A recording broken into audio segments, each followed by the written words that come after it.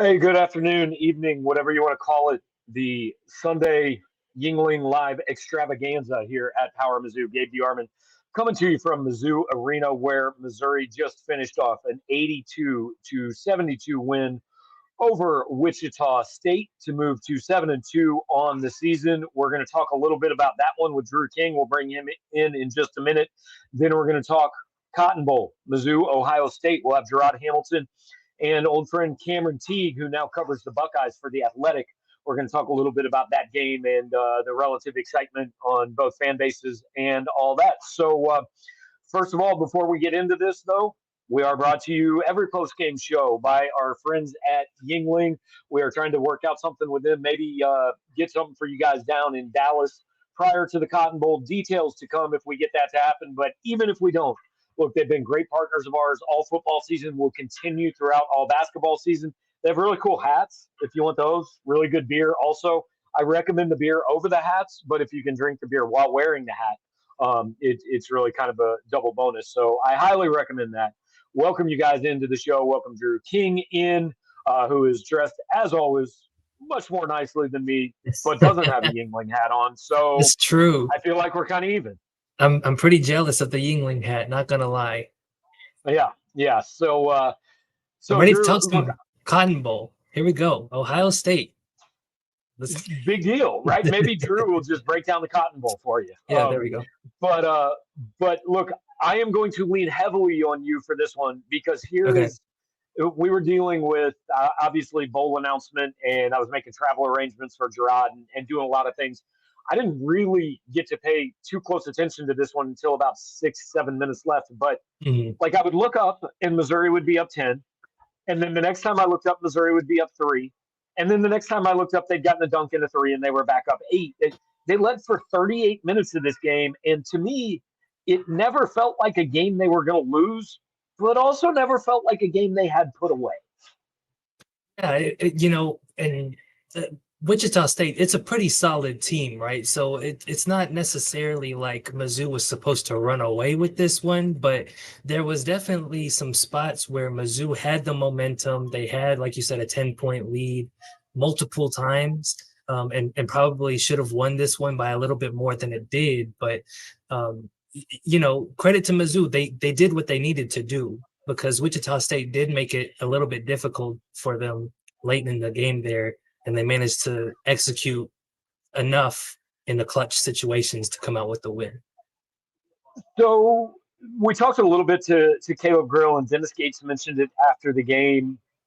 This, to me, looks like what we hoped would happen 3 weeks ago maybe is starting to happen, in that guys are figuring out what their role is a little bit on this team. Sean East is the play.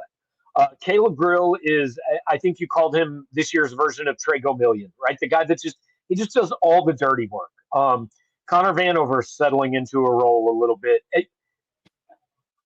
I don't quite want to go as far as Dennis Gates has and say they had to go through Jackson State to maybe get here, but it looks like they are figuring out kind of how this team works together and what the roles are and what the roster can do together a little bit more. Yeah, I think a big part of it too is like the rotation, I feel like, has also started to take a much more firm shape, right? We kind of know who the subs are going to be when it's time to pull certain guys. Like when Aiden Shaw came out, you knew like the first guy off the bench was going to be Jordan Butler or Connor Vanover because Shaw got into foul trouble. So yeah, I think that we're starting to see guys play like kind of a standard set of minutes, and they're figuring out what they need to do to stay on the court once they do get those chances. Yeah, and it's not going to be every guy's night every night, right? I mean, they survived Nick Honor really having a really rough night last time out. They survived Noah Carter going 1 for 9 today. So it doesn't have to be the same guy every time because somebody's going to be off as long as enough guys are on. I don't know if they've completely – I'm still not sure what to think of this team totally, but feels a lot better than it did 2 weeks ago. Well, I think that kind of goes back to what we thought about the team, like really early, even before the season, was that they're really deep. So even when somebody like Nick or Noah doesn't have it on a specific night, they'll find somebody who can step up and kind of replicate that production. I thought Connor Vanover and Jordan Butler did an okay job of, having to fill in for Noah when he wasn't really getting it going. And on top of that, Aiden Shaw getting into foul trouble. Aiden Shaw, I thought, was incredible in the limited minutes that he got to play, 13 tonight. But like plus 12 in 13 minutes, like that's having a serious impact on the game. I think that he was kind of a reason that Mizzou wasn't able to put the game away, was because he kept having to come off the floor when he picked up a foul. So yeah, but like I said, it goes back to the depth of the team. They'll have answers for guys every night, and tonight it worked out for them, right? They figured out what it took to get the win over Wichita State. Want to invite you guys, questions, comments, throw them up there. We'll get to them.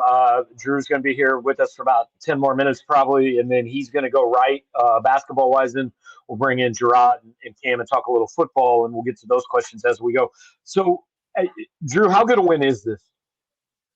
On a scale of 1 to 10, it's probably a 7. Like, it kind of very, very solid. It's not going to like automatically guarantee that you're going to the NCAA tournament, but it's one that you can say, okay, like Wichita State's not a quote unquote blood donor, right? Like they're going to have a pretty solid season. I think they've only lost once coming into this game, and it was against Liberty, who's ranked pretty highly in the KenPom ratings. So I think that it's a very solid win for them. I think it's a win that'll give them some confidence going into next week's matchup, which is going to be pretty important. And so, I think, this is a pretty good win for Mizzou for sure. Well, and I mean, I know Liberty made a New Year's Six bowl, so I'm glad to hear KenPom does have them pretty high. That'll be a tough matchup for them with Oregon. But somebody else brought up in the comments, and I just got a couple texts before this.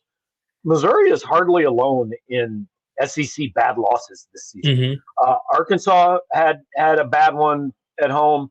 Kentucky just lost to, I think it was UNC Wilmington. Correct. Mississippi State lost to Southern today. Mm. So this is going around the league a little bit. Auburn lost to App State today, Appalachian State. Correct. Yeah. So and then is Vanderbilt this just early season college basketball? I think so. I mean, like part of it is like the transfer portal and kind of like, guys who maybe wouldn't play at this level getting a shot at a mid-major school.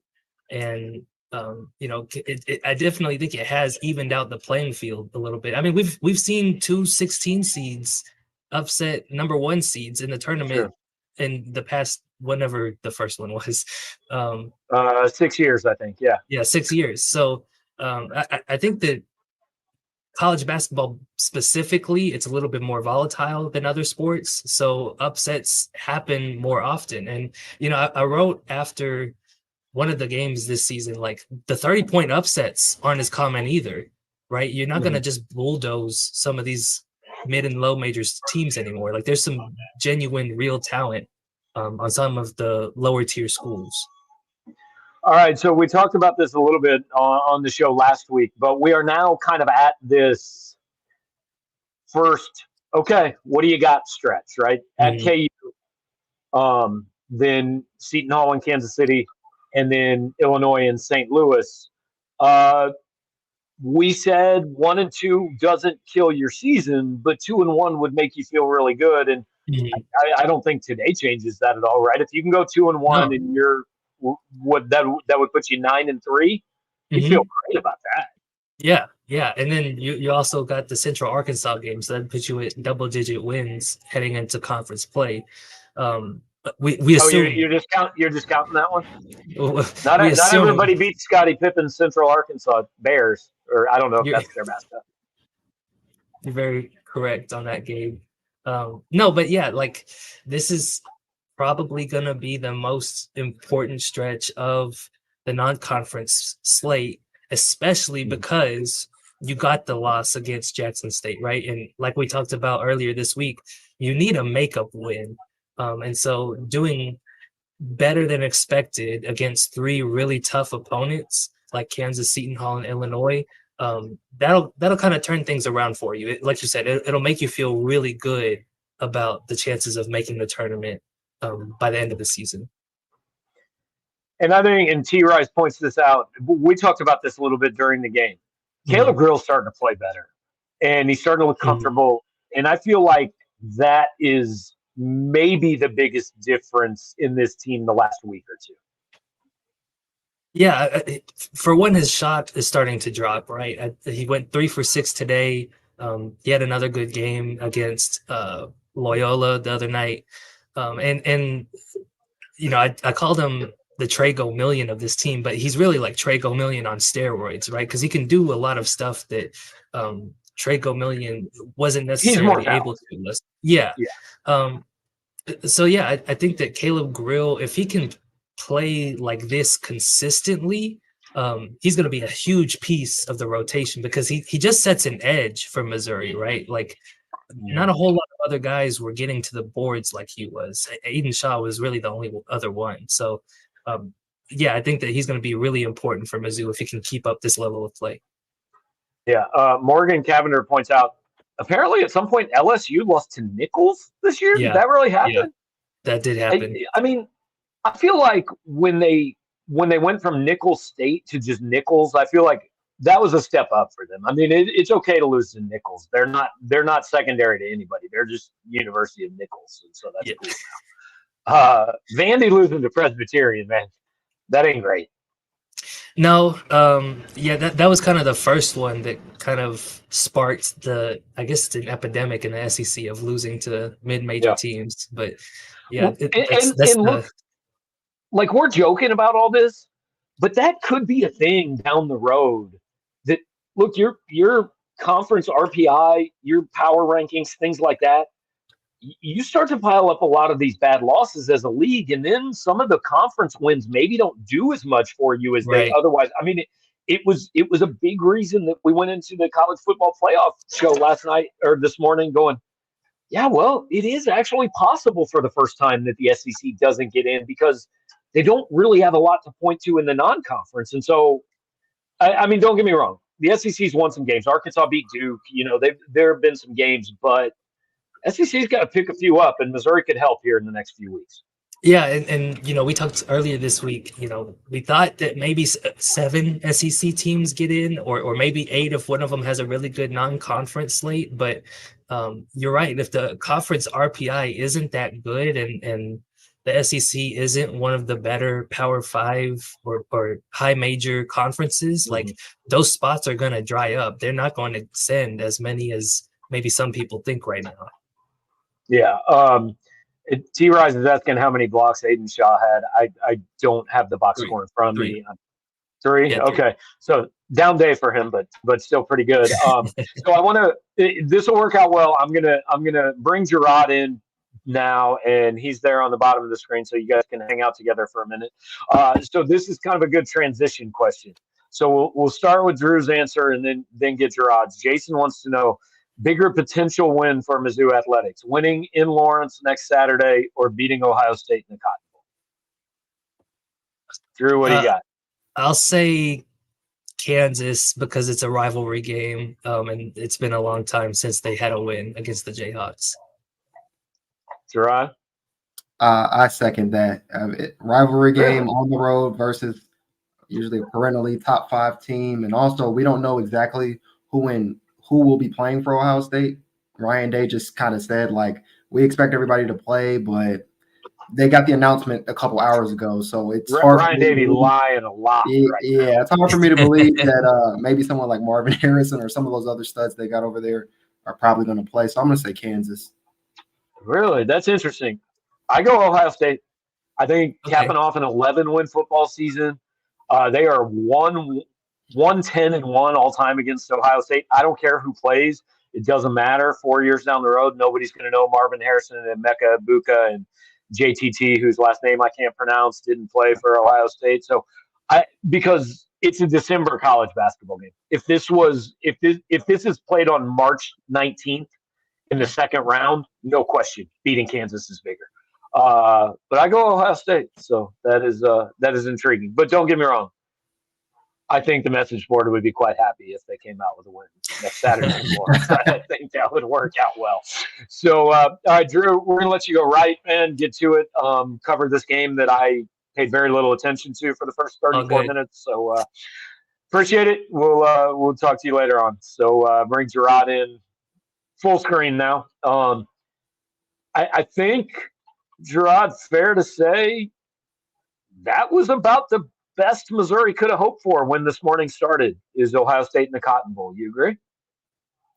Yeah, logistically, the trip to Dallas works out for everyone. It's about 9 or 10 hour drive. They can fly directly there, so that's something. They got a good fan base as far as alums there, so that's good. And then as far as Ohio State, I mean, you're not in the playoff, but you get a team that's always in the playoff, and just until a week ago or 2 weeks ago or whatever, my brain's all messed up. But real recently, they were top 3 team. Earlier in the year, they were number 1 in the rankings for the first week or two. So, I mean, to kind of get that game on a national stage, because we've talked about it. Yeah, you go to the Cotton Bowl, Fiesta Bowl, but you're playing, Liberty or Tulane or something like that. It's just kind of like it feels like a little bit of a letdown. So definitely getting that opponent is big time. And I think the opponent is more important than the location. I mean, don't get me wrong, Arizona would have been cool. I know a lot of fans have been to the Cotton Bowl and they would have liked Atlanta or Phoenix maybe, but that is balanced out by getting to play Ohio State. I think this is one that I was a senior in college the last time these two teams played. So I think it'll be a big deal. Although, hey, man, that Oregon-Liberty matchup, I know I'm fired up for that one. I'm sure Oregon will have no opt-outs in that game at all. Oh, man. I feel bad because it's just like I mean, they literally went into Friday night thinking we're playing for a national title. I thought they were going to. And now they're playing Liberty. Sure.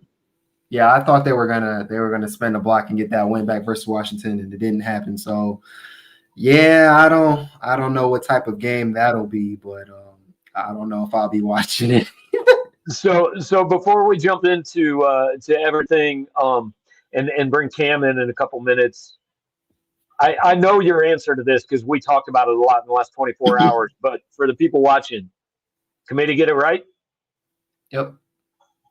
I feel bad for Florida State. I really feel bad for Florida State, and the problem is their rules and stuff, and it's still opinion based. Like no matter what they say, playoff system rankings, it's in a way still like the BCS with all the this has this, like there's still opinion to it. So that's unfortunate. But when we're talking about, I guess when they go back to best of the best, top 4 teams, Michigan, Washington, then it's like you can tell some people probably on the committee was like, well, Bama's definitely got to be in. And the other half was, if they're going to be in, you have to put Texas in, and then vice versa. I think that was kind of the thing. Like, we've got to get ours in. And then it was just like, all right, so, well, Georgia, you had the streak, but 17 of those games that you had, they don't matter this year. And you lost the title game to another team that's going to take your spot. So that was it for them.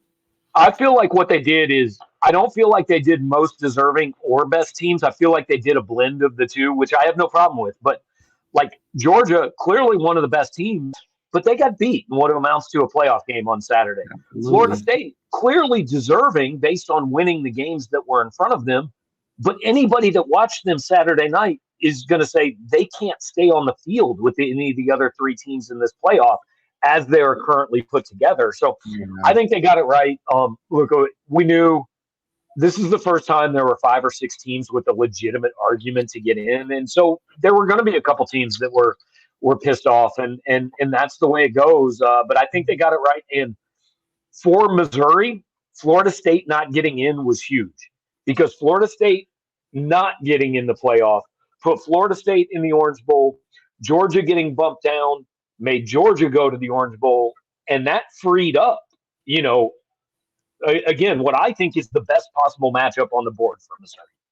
Absolutely. And I know Georgia and Florida State fans don't want to hear. That's a hell of a matchup, though.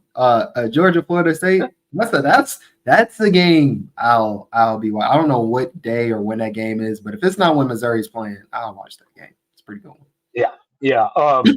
Try to get to a couple questions before we bring an old friend on the show, Freeway Jared. Appreciate it, man. How big of a statement to the rest of the SEC would it be to beat Ohio State? Look, I don't think this team much cares if Arkansas fans think they belong in the league or if South Carolina fans do. I don't think you guys should care either. You go fight your wars on Twitter if you want, but it doesn't matter. I mean, Missouri won 10 games for the third time in 11 years in the SEC. They've appeared in more title games than most teams. They've got a better record than a lot of teams. Like, I don't know why anybody cares what a Tennessee fan on Twitter says about whether you belong in the league or not. Yeah, I think this is more like, if anything, they're happy. Like a win helps recruiting is what I'm thinking about instantly for me. Yeah, I agree. Like, all right, so we went 10-2 in the big bad SEC. We took Georgia to the limit. Now we're in the Cotton Bowl facing Ohio State. Well, what if we beat Ohio State? Now all those recruits like Jeremiah McClellan, that's going to be a big thing, the kind of tug of war, I guess, for him, things like that. So I don't think you care about look LSU or whatever. We can hang with. No one cares, but recruiting wise, it helps there. Yeah. All right. So we got somebody waiting in the green room here on the Yuengling show. Cameron Teague, who I don't know, man. Maybe Cam. Maybe you just cover both teams. You know about Missouri. You used to be here. For those of you who don't know, Cam was at the Columbia Daily Tribune for what, Cam, 2-3 years, or not quite that long. It's probably 3 years. Okay, 3 years. He has moved on to, I don't know, I guess we could say bigger things, better things. He now covers Ohio State for The Athletic. So appreciate him joining. I don't think he would have gotten on the show, but when I said, but Cam, it's sponsored by Yuengling, he's like, oh yeah, I'll get on that show for sure. Hook me up. Anything for the free beer. Exactly. So our Yuengling contact commented earlier. He's on the show. So Mike, we got to hook Cam Teague up with some Yuengling swag or something, or just Gerard might have to take an extra carry on of Yuengling down to Dallas with him. But so Cam, we were talking about, man, Missouri fans are jacked up about this. Like, this is the best possible opponent they could have drawn. Fired up. I'm going to go out on a limb and guess that Ohio State fans are not quite as excited about the announcement. Yeah, no, they're not. I think some were probably maybe hoping for Oregon, considering Oregon beat them in 2021, and then Oregon's also coming to the Big Ten. They go to Oregon next year. I think people might have been hoping for that. I just think Ohio State's in a tough spot. You lose to Michigan at the end of the year, and then you don't make the playoff because you lost on the road by 6 to the number 1 team in the country. I think people are still dealing with that loss. So I don't think it matters who Ohio State played, whether Orange Bowl, Cotton Bowl, Fiesta Bowl. If it wasn't a college football playoff, I think people are going to be kind of frustrated. Cam, do you expect, like Ryan Day just had the Zoom press conference and he was saying he expects everybody to play. I mean, do you expect, the big timers, like Harrison to play, or what's your gauge on that? Yeah, he told us before the Zoom call that he said they hadn't had a team meeting yet. I find it hard to believe Marvin Harrison Jr. would play in that game. Even more so, I find it hard to believe Travion Henderson would play in that game because as many injuries as he's had in the last 2 years, 3 years, it just makes sense for him to sit out. I don't know that he needs to do anything else from what he showed that in the back half of the season. There may be other guys who need to play. So some of the other draft prospects might need to play, but the big name guys, I wouldn't. If I was them, I understand the whole opting out thing, but I think we'll get clarity on it here in a little bit. So my view of this Ohio State team is like, look, they're good. They're a legitimate top 10 team, no question. They don't strike me as being quite what the last 3, 5, 8 Ohio State teams have been. Is that fair, or is that selling them short? I mean, I kind of feel like they're hard to judge because they really had like a 2.5 game season. Yeah, it's different. It's different. I think they're a different team than the past. That they're not the same. Put up 50 every week, throw for 500 yards. The offensive line, especially the tackles, struggle a little bit. Kyle McCord's had his inconsistencies in just reading coverages and especially looking to his second progression. So they're not the same offensive juggernaut, but they're really good on defense. I mean, they have 2 dynamite NFL guys on the edge. I think they have 2, potentially 3 NFL guys inside at D tackle. So I really like their defense. I mean, their linebackers are solid. I think they have one of the better corners in the country in Denzel Burke. So that's kind of what they've leaned on all year. Right? They've leaned on their defense, and their offense kind of gets them by, especially with like better second halves. It's weird to me they got worse at quarterback when C.J. Stroud left. That dude's not doing anything in the NFL, man. Yeah, it's just like he's really stinking it up in the NFL. Cam, what do you anticipate the spread being if they don't got no Henderson, no Harrison, maybe a couple other players? What do you think? Because Drink just said he anticipates being the underdog. He anticipates, not being favored in this game. So what do you think it'll be? Yeah, I'm not a spread expert, so I won't go into points. But regardless of who's playing, I expect Ohio State to be a favorite because it's Ohio State. I mean, it's Ohio State against Missouri. I think if people are going to look at that line and be like, Ohio State should beat Missouri. And that's taking nothing away from Missouri, but knowing the history of Missouri football the way I do and knowing how things go wrong at the most inopportune times for Missouri football, I think people know that version of Mizzou football and not this 10-win Eli Drinkwitz version of Mizzou football. Now, Cam, I just spent like 4 days telling Missouri fans to quit being so negative because I promised they were in the New Year Six and to quit giving me we're going to get Mizzou, and now you come on here and now you're just knocking it back down. But no, and look, part of the spread too is like people take a spread as a prediction. It's not necessarily that, but the casual bettor is going to go, oh, Ohio State's playing Missouri? Yeah, give me Ohio State all the points, So like you can't favor Ohio State by enough to get people to take Missouri that maybe haven't paid super close attention to these 2 specific teams. Yeah, no, I agree. I think it's a name thing, especially on spread Vegas and spread odds and things. All that stuff is name stuff. Until people do, like the people who make real money are the ones who do the research on things. But that is it's just a name recognition thing. A lot of people are like, Ohio State, they're not in the college football playoff. I'm definitely picking Ohio State. It's kind of what it is. Yeah, I gotta ask because I feel like this has kind of been surrounding it since the loss about Ryan Day, and I guess the fan base and how they feel about him, and the prospects of him coming back next year and staying longer. What do you think? Is his seat hot a little bit, or how does that go for that program? It's tough. It's tough because I think Ryan Day is a fantastic coach. I think he's one of the best coaches in the country. I think he's one of the best play callers and game planners in the country. There's something about the Michigan game that just has him just befuddled. He can't. He loses all his aggression. He loses kind of his like let's rip it attitude. But you can't lose against Michigan or Ohio State. Like you could go 11-1 for 15 straight years, and if you that one loss every year as Michigan, they're gonna kick you out of here. He's lost 3 in a row. He's not getting fired. I mean, their AD announced that he's retiring in June. They're close friends. He's not going to fire Ryan Day on his way out of here. That's probably going to be the new AD's job if Ohio State loses to Michigan next year. That's the big thing. If no matter what, like 12-team playoff, Ohio State should always be in a 12-team playoff, right? So if you lose to Michigan next year, then you're going to have a real question of like, okay, this is a problem. He can't beat Michigan. And the next AD is going to have a problem. As crazy as that sounds to me, like I just want to be clear. He's 50-7, isn't that right? Yeah, exactly. It's 50. Yeah, exactly. Something like that. Something crazy. Michigan's the only Big Ten team he's ever lost to. Like, yeah. But people want him out because he can't beat Michigan, and I get it. Like, it's your rival. There's recruiting stuff that goes into it, and a lot. But yeah, next year's going to be big. He has to beat Michigan next year, especially if Harbaugh's not there and Michigan's losing like 40-some seniors. Like, he's going to have to beat Michigan next year. Yeah. Well, hey, good news. It's not going to make Ohio State fans feel any better, but I told Gerard this. You haven't covered a Cotton Bowl, have you? I've not. Okay, there is no better media experience than covering the Cotton Bowl. They take care of you down there. It is an excellent experience. I would suggest getting there early, taking advantage of the hospitality room. I have received a text from our Yuengling guy. You need to text me your shirt size, and you're going to get hooked up with Yuengling gear for your special guest appearance. So we take care of people here, Cam. This is what we do, man. Yeah, I appreciate it. No, it's good. I appreciate it.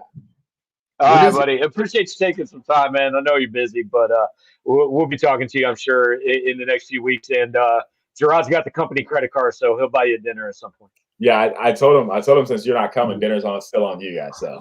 All right. Yeah, he's out.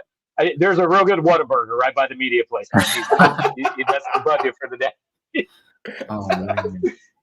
All right, Cam. Appreciate you, man. We'll talk to you. I appreciate you guys. Yeah.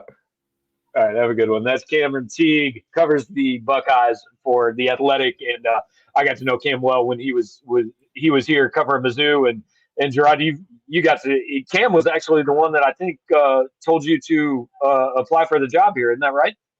Yeah, Cam was my mentor when I was still an intern working at the Tuscaloosa News. So I've known Cam for quite a minute. And yeah, he was the one who told me, it was just like, there's this job up. So yeah, me and Cam go back. And yeah, he texted me when we was leaving. He said it was on Gabe, but since he's not going, it's on you. And I said, well, inevitably it's still on Gabe.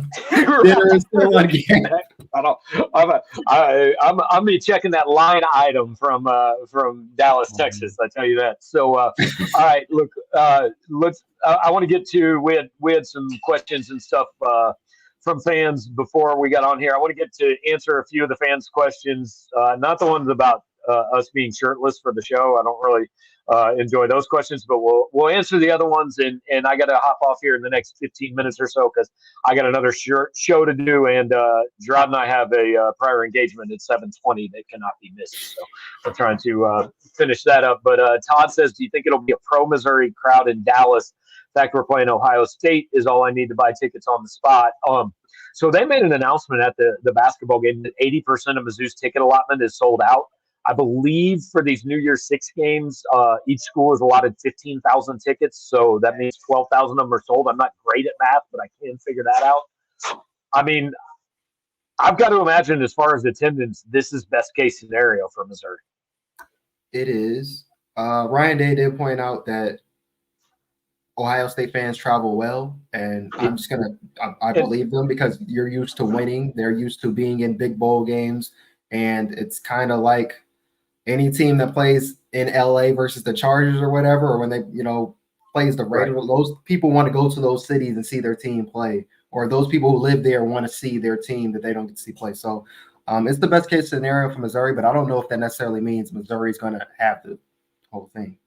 Right. Also because Dallas is one of those cities that, like, look, there's fans of every school. Like, yes, it's a big Mizzou alumni base. I'm sure it's a big Ohio State alumni base, but also Ohio State is one of those teams that has a lot of fans that, like, they didn't go to Ohio State, but they're just Ohio State fans. Correct. So, yeah. Let's see. Trying to roll through some of these, see if we can get to anything else. We've already answered that. So yeah, I know this is a really good podcast when I'm just scrolling through comments. Okay, Drinkwitz. I know Connor says, I know Drink said Ennis is the only one he sees not playing. Is there anybody else you guys see opting out? I mean, the only other one that was in question to me was Tyron Hopper because he's banged up. I could see, and this could change, right? I mean, but I asked specifically about Hopper today, and Drake indicated he was playing. Darius kind of mentioned Hopper in one of his answers. It doesn't sound to me like Missouri's going to have very many guys opting out of this. Well, there's two things. One, this whole time gives them enough time for those guys who are like Ennis and Tyron, they can get healthy. So if they can play health-wise, they'll play. Two, playing in this New Year's Six Bowl, especially for the upperclassmen, that's a big thing to them. Obviously, Missouri isn't Ohio State guys, so it's not a championship or bust thing. Like, this is very important to them. So if they can play, they'll play. And also, I guess it's three things. Drink said, a couple weeks ago that if you decide to transfer out, but you still want to play, you can. So even if you see somebody in the portal, a chance at this with this team, I think some guys will still say, yeah, I want to play in this game. So I don't expect many more. And with Ennis, I seriously think this could be a thing. Peach Bowl, he's just going to get healthy. Fiesta Bowl, he's just going to get healthy. This is a Texas kid. I could see him playing this game for sure when he wouldn't play another game. For sure. That's also something I was thinking. I'm pretty sure he's Duncanville. I think that's where he's from, or that's the school he went to, or something like that. I think that's right. Yeah, he's probably going to play that game. It's going to be kind of similar to, I forgot who it was a couple weeks ago, but he's going to have to show them though that he can play though. Like, he's got the Senior Bowl coming. Senior Bowl coming up. Obviously, his draft stock is pretty high. Drink won't let him screw it up, but I think he'll play. Yeah, no question. Did you see Drink's comment on ESPN? The Connor The Connor Stallions one? Yeah. I love it. Because I guarantee you he thought about that and he's like, probably shouldn't do this, right? But he can't help himself, man. He cannot help himself. He just gets out there. He's like, I feel myself a little bit. I'm gonna do it. I thought it was great. I think about it. To be honest, to me, based off what everybody has said and everything, Drake has been on his best behavior this year for the most part. Oh yeah. He hasn't said anything, but now he's got his swag back. You know that I think I got my swag back. That guy in the locker room from the I think it was like De La Salle or something like that in the locker room. He's saying that, and that's Drake. His team's a 10-2 about to play Ohio State. He gonna kind of go off at the mouth a little bit. It's all right. It's funny. Yeah, it was amusing. Reese Davis thought it was hilarious, so no issues whatsoever. I mean, look, guys, we're not going to get into matchups and breaking this thing down. Even they don't know. Right. We don't know who's playing. Drink said today they'll start working on Ohio State in practice probably around December 15th or 16th. The team is going down on December 23rd. Gerard's going to head down the day after Christmas. So we got a lot of time. And we're going to have tons of stuff on this game over the next 26 days. But obviously not going to get to the specifics yet. But we did want to kind of make sure that we got to you guys and got a little reaction and a little basketball, just kind of packed everything into one thing because this was a hell of a day for Mizzou, man. I mean, Cotton Bowl, top 10 team, premier opponent, win a basketball game. Things went pretty well. Excellent day for them. It's just been, and I see this bottom line of the top 25 teams or whatever, and I just started thinking, like I said earlier, Georgia, Florida State was going to be a good game, and then I was just thinking, obviously it's maybe not going to be a good game because I just thought about the quarterback. Yeah, I just thought about the quarterback situation, and Georgia's probably thinking, like, think if this was they were number 1 versus number 4 Florida State, that would have been the ultimate thing, and now it's like Orange Bowl. So. Of course, I completely forgot the second string guy playing. Yeah, but you know what? I was talking to somebody at halftime, and we were talking about that game. Guy that used to play for Mizzou, and he said, "Oh, Kirby's going to have them pissed off, ready to make a statement, and they're going to use that as their chance to come out and just bury Florida State." They're going to say, "What we did at TCU was nothing." Yeah, see, we should have been in, no question. All right, let's finish up with this, man. First of all, I love these semifinals. Michigan, Bama. Awesome. Washington, Texas, love that game. It's going to be so fun. Who wins it? Let me get I feel like Washington can beat Texas. I think they do lose to the winner, Michigan, Alabama. Who wins it all? I'm going to say Bama wins it all. But who I want to win, like if I was to choose just for the experience, I'd say Washington. It just seemed like a fun team. We're on the same page. I will not bet against Nick Saban. I would probably pick Nick Saban to win it. I would pick Georgia to win it if Georgia was in it. But, man, I love watching Michael Penix play football. I love watching that. Him and Roma Dunze. I love that offense, man. I hope Washington gets it done. I was texting with Gerard last night, who was shocked to find out that Washington has split a national title. One of us is old enough to remember it. The other one is not. No, I said when I seen that thing that said 18th Pac-12 championship, I said, besides the last 10 to 15 years, I don't remember ever hearing Washington won a national anything. So, I just found out today. I think it was 1992. So, hey, shout out to Washington. They had some dudes. Warren Moon played for Washington. Warren Moon was definitely in an NFL. That was a long time ago. So, yeah, I'm thinking even before then, like, I don't know. 18 Pac-12 championships just sounds not correct. So there you go. A couple of Washington fans just talking about Mizzou, Ohio State. So appreciate you hanging out. Gerard's got stuff I don't know, it's either already on the site or it's going to be on the site pretty soon. Not sure where you're at in your process of the day, but he'll have that. Drew is over writing basketball stuff. I've got video of this. We'll podcast the show. Do me a favor, like, comment, subscribe. help out our friends at Yuengling. If you're out celebrating the big night, if you're going to watch Chiefs Packers night, go pick up some Yuengling. Any variety will get it done. Again, we're hoping to get something done for you guys in Dallas.